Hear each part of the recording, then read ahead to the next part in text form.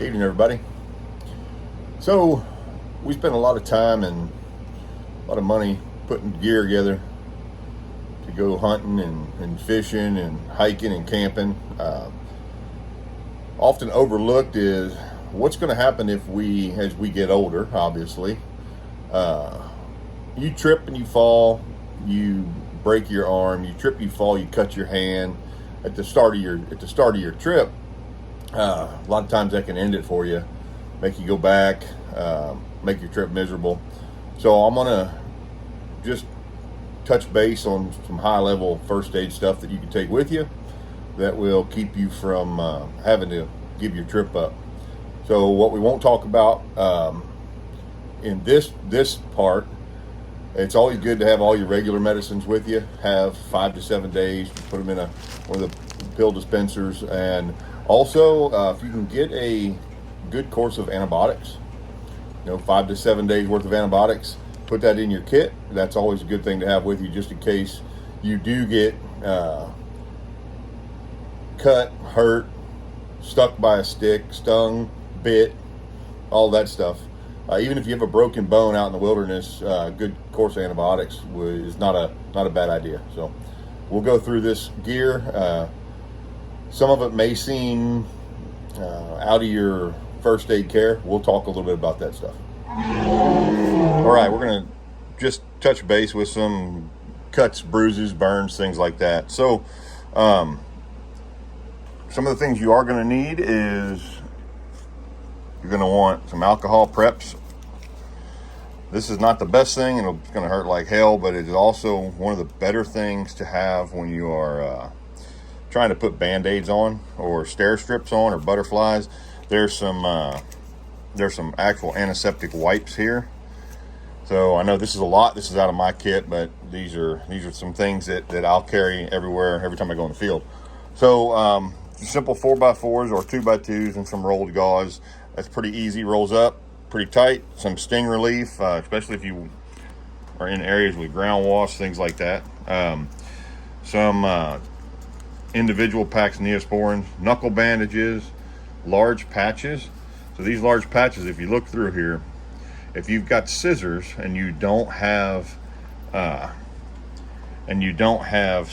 butterflies, you can cut these in 1/4-inch strips, and it will allow you to attach them like butterfly bandages. They don't stay as well, so you can go to any drugstore and buy butterfly bandages. These butterfly bandages will stick real well here and real well here. I don't have it out here, but I do carry super glue with me, and I'll super glue the sticky down. I don't usually super glue this unless I'm worried about it getting wet. We've got burn gel splinter outs. These are wonderful waterproof bandages for blisters if you're a baby and you can't deal with it. So you got to ask yourself, are you hurt or are you injured? And don't be a sissy. If you're getting into this stuff, you're probably going to be hurt. Another one is burn gel. Burn gel works for lots of stuff. One thing people don't think about it with is if you're stuck out there for a long time and you get a bad sunburn, it can really put you in a bind. So all of this, every bit of this will fit in this little bag, and it's just a snack bag, and it can go in a kit to take with you. All right, so we're going to talk about some basic survival needs, right? We're going to talk about first aid in a second, but some must-haves if you're going out on a long trip. This is a bracelet that we made, right? I always wear one of these with me. There's about 20 foot of paracord in here, so if you ever need the cordage, you can undo the bracelet, and you have that. If you're hunting with a long gun, we make our slings out of this. There's 3 layers, so if you have to take one layer off the top, you've got probably 20 foot of paracord. It's good for shelters. It's also good for if you have an injury.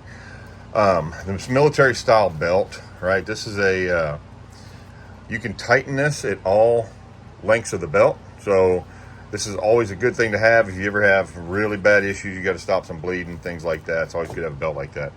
GPS, if you don't know where you are, and if you can get in, if you can get in touch with somebody and still don't know where you are, it doesn't do you any good. For self-rescue, we always have a good GPS. If you know where you're going and you can program in where home base is, your car is, I leave mine off most of the time. That way, all you got to do is turn it back on, you can get there. Obviously, a dependable firearm. You know, a lot of people say, oh, the plastic gun. This plastic gun will shoot every time. It's a 40 caliber Glock. So I usually carry this on a TYhe chest rig, but just for show, I've got about 3 or 4 of these, and at all times we'll have one of those on us somewhere. So recently, last year, I was getting ready for bear hunting, and I fell about 20 feet down the side of a mountain. And when I told my wife about it, she wasn't real happy. So for Christmas last year, I got this spot. So this spot's really nice. I can text when I get somewhere. I can text if I need help, but there's no emergency. I can text messages that I want to send to them, and it's all satellite based. It also has an SOS. It does require service, but for the price of the service, I promise you it's worth your life. So this isn't the first aid stuff, but this is essential equipment you're going to need if you do have a bad injury and need some help. All right, so let's talk about sprains, strains, broken bones, things like that. So some of this stuff you don't just go to the store and get, but there are some things, you know, I've been a medic for 28 years, so I do have some of the stuff that I've acquired over the years in my first aid kits. Medical tape is important. It is absolutely, don't just use duct tape. This tape is designed, they call it silk tape. It's waterproof and it sticks just about anywhere. Just a regular ace bandage. You're going to want an ace bandage.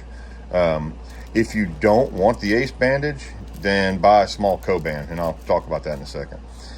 What this is 2 feet, both sides of Velcro, and it's sticky on the outside.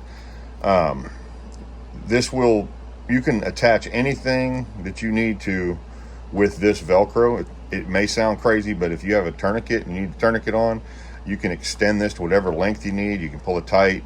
You can attach the SAM splint. You can attach anything you need with this. So it may sound, it's probably the heaviest thing we have in there, but it's not terrible. But you're going to want to have some of that. I do. This is large co-band, so it's basically, says it's vet wrap, but it works well. This is a stretchy tape that you wrap around bandages to seal it off and to hold it tight. So this is a large one. I've got 3 small ones and then one of these in my main first aid kit, but I always have a co-band in my bag. Triangle bandages, so these are pretty cheap. They're about 20 cents a piece. They're made in our competitor, right? But what this is this is a triangle bandage. So this is how it's a sling for your shoulder. You want 2 of them, because if you have a broken arm, you're going to want to put the sling on your arm, and then you're going to want to use the other one to secure your arm to your chest so that it's not bouncing around. This SAM splint, as you look on here, your legs, you don't have to use a stick out in the middle of the woods. This thing's pretty light, folds up. It'll actually fit in any of your packs. Takes up it's 3/4 of an inch, and it's absolutely the best tool for anything that gets broken. So I have one of these. One of my deer stands, or it's actually my bear stand, is way in the woods, and I have one of this setup right here in a bag in my deer stand. So if I can't get to my 4-wheeler, if I can't get to my bag, I have one of these in my stand. Even if you're not in the cold weather, if you know your survival rule of threes, that's the number 3 is bad elements. So stay dry is a good one. I always add a eye flush and an eye cup, and then some eye drops. Probably the most aggravating thing in the world was to have something in your eye you can't see. You catch a thorn in the eye or something like that. You want to be able to treat that the best you can. Obviously, bottle of Aleve, some bear aspirin. There's 3 packs of bear aspirin there. I only bring 3 packs if you're out in the woods and you're, like I said, we get old and you start having chest pains. I'm not going to prescribe it to you over the internet, but I would absolutely take some of those personally. Hydrocortisone cream for when they do get you, the bugs get you. Some pain aid, stuff for sinuses, stuff for upset stomach, diarrhea. Absolutely, if you get into some bad water, you're going to want to try to do everything you can to get that stopped. Antacid, Zantac, Advil, some Ipren, and then obviously a lighter, some off bug spray, and a knife. This will all pack neatly in this case, and I'll show that to you in just a second. All right, so now obviously I'm not going to put this Pelican case in my bag, but this is what I take to camp with me. It'll stay dry. You can fly with it. It'll go in all your gear. You don't have to worry about it getting lost. It's the only one I have that's yellow, so I know which one to go to if I need it. I did add this one. I didn't show you guys the Easy Scrub. That's just got betadine and stuff in it. So if you got to scrub up, that's what I would use. It closes up nice and tight, and that gives you a little bit of a peace of mind that hopefully you don't ever need to use.